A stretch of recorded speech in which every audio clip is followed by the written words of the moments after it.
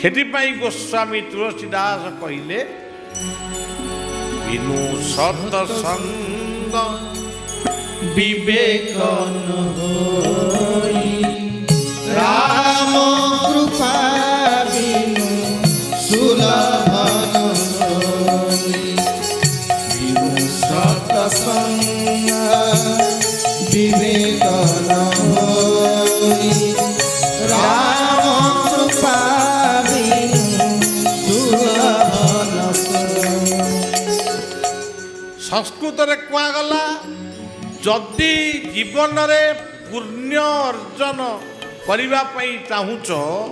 जदि चाहूच कहीं चाहिए आ पाप अर्जन कर दुनिया जीव लोक मला कहे लोकटा मरीची भल या शुण ना केड़े सुंदर लोकटा दुनिया चलीगला।